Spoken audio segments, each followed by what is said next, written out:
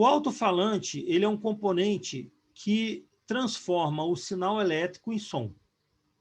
O alto-falante, o objetivo dele é esse, é pegar o sinal elétrico lá que foi amplificado, que foi transmitido via um cabo ou pelo ar mesmo, e transformá-lo em sinal novamente, transformá-lo em som para que a gente possa ouvir o que foi dito ou o que foi gravado. Isso aqui é uma bobina, então ele tem uma resistência fixa. A medição dele, dependendo, tem marcado, em média 8 ohms, mas tem de 4, tem de 2, 16, 32. O mesmo serve para o fone de ouvido. O fone de ouvido também é a mesma coisa. Só que o fone de ouvido, a resistência costuma ser um pouco maior. Tá? Ela não é tão baixa, ela é acima de 30 ohms, 40, tem uns que são maiores. Ainda assim, é uma resistência baixa, a gente pode medir na posição vezes 1. Geralmente, na posição vezes 1, ou vezes 10, se quiser, dependendo da leitura, pode fazer isso.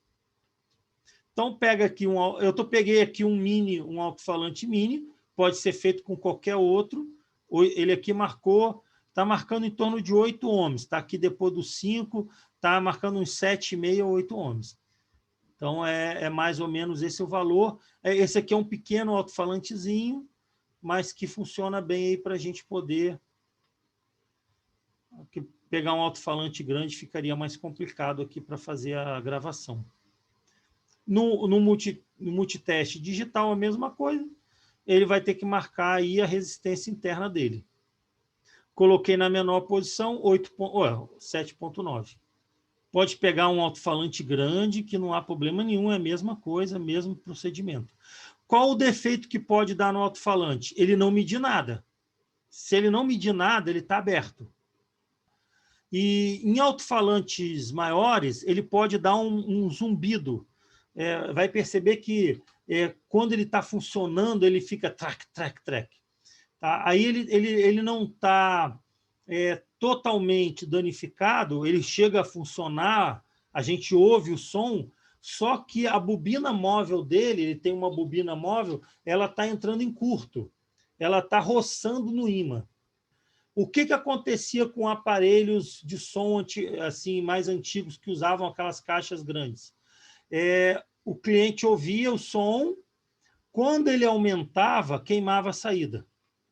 Queimava o CI ou os transistores de saída.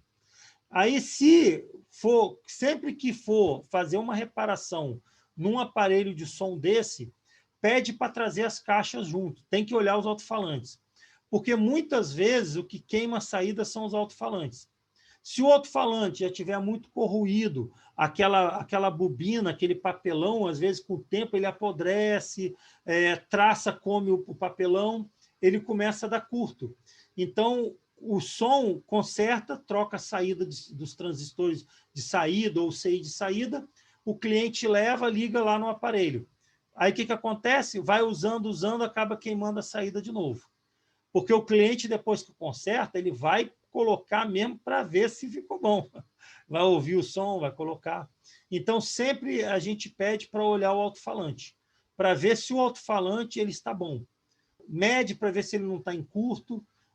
Pode pegar assim, o núcleo do alto-falante e apertar, ele não pode dar ruído, ele tem que ir e voltar livremente. Se ele apresentar um ruído, é porque ele está entrando em curto. Então, ele paradinho vai dar 8 ohms, mas quando a música toca, que o cone ele vai e volta, ele vai acusar o curto. Por isso queima a saída.